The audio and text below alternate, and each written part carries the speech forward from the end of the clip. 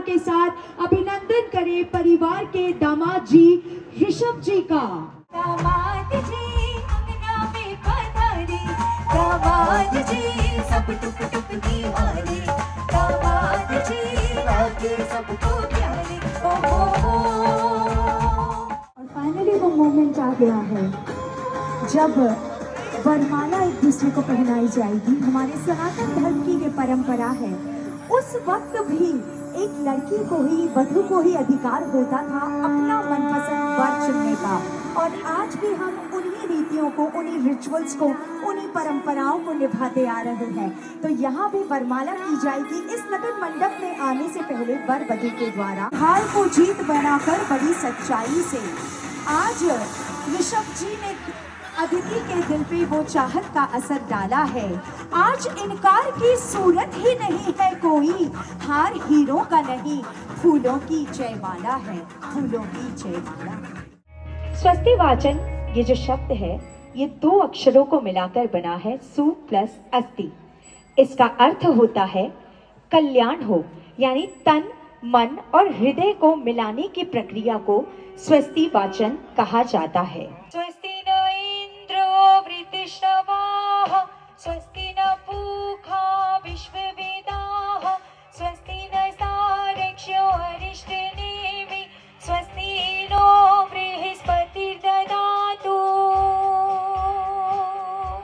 शुरुआत करेंगे प्रथम पूज्य गणपति जी की आराधना के साथ। परिणय बेला मंगल के स्वर, सजे धजे सब साज, मंगल मूर्ति सब विघ्न हरे, निर्विघ्न सफल हो हर काज। वक्रतुंड महाकाय,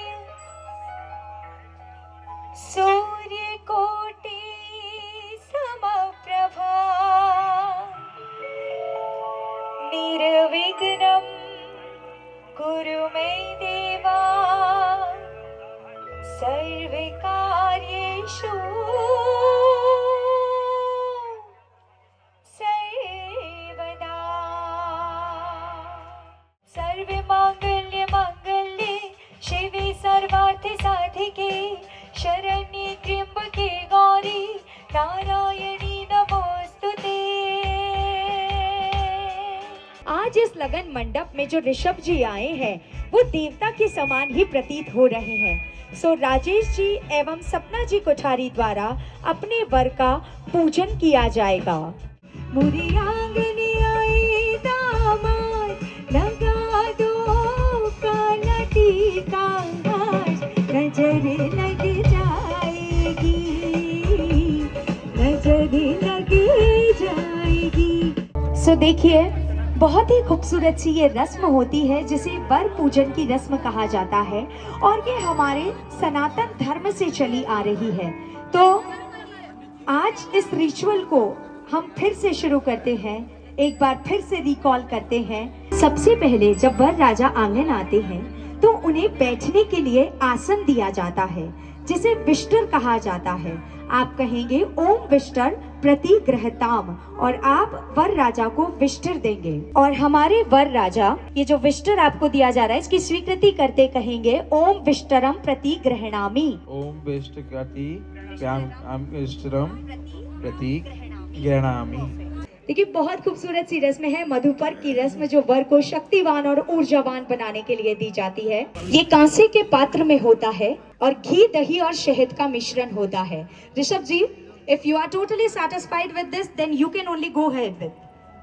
Are you okay? Okay, perfect. हमारे वर राजा ने इस मधुपर्क को देखा और बिल्कुल सेटिस्फाइड होने के बाद ही उसका सेवन किया।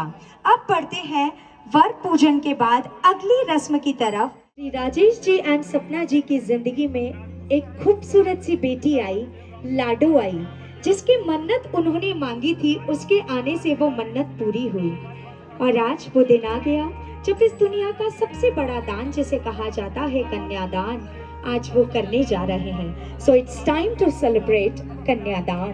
मैं तेरी बाहों की छीने में पली बाबुल, जा रही हूँ छोड़ के तेरे गले बाबुल, बाबुल का आंगन छुड़ाना पड़ता है,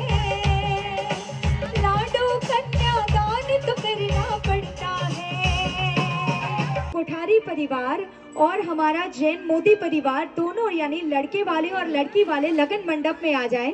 देखिए बहुत सारी धूम मस्ती शादी में मचाई है, लेकिन अभी भी होनी बनती है, क्योंकि फेरों में जब तक मस्ती नहीं हो बात नहीं बनती है। मेरी बन्नों की शादी देखो आज के ढोल बजाओ जी, मेरी लाडो की शादी देखो आज के ढोल बजाओ जी। 7 फेरों की करते हैं बात, क्योंकि नई जिंदगी के और इस सुहाने सफर की बस यहीं से तो होती है नई शुरुआत।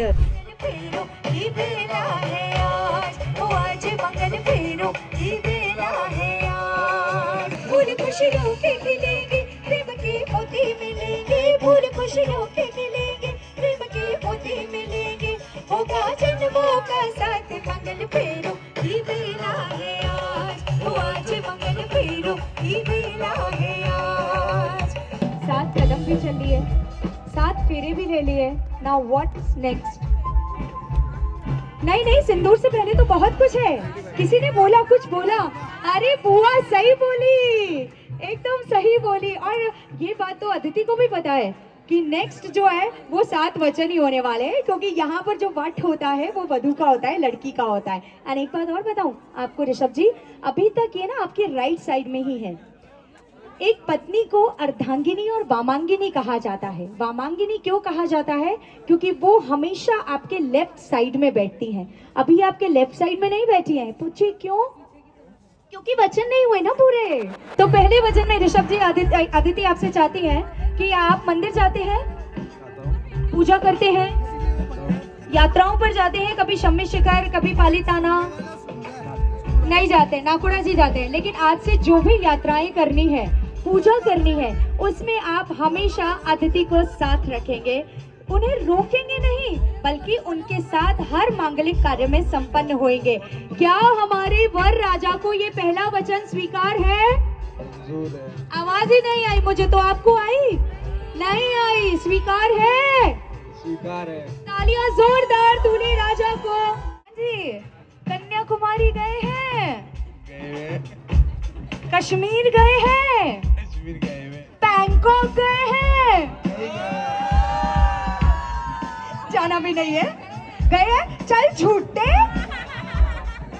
चाहे 1 घंटे के लिए जाना हो, मतलब कनेक्टेड फ्लाइट हो तो भी, चाहे 1 दिन के लिए जाना हो, 1 हफ्ते के लिए, 1 महीने के लिए, अकेला नहीं जाने देना है। और बैंकॉक तो बिल्कुल भी नहीं जाने देना है। तो जहाँ पर भी जाएंगे इन्हें साथ लेकर जाएंगे।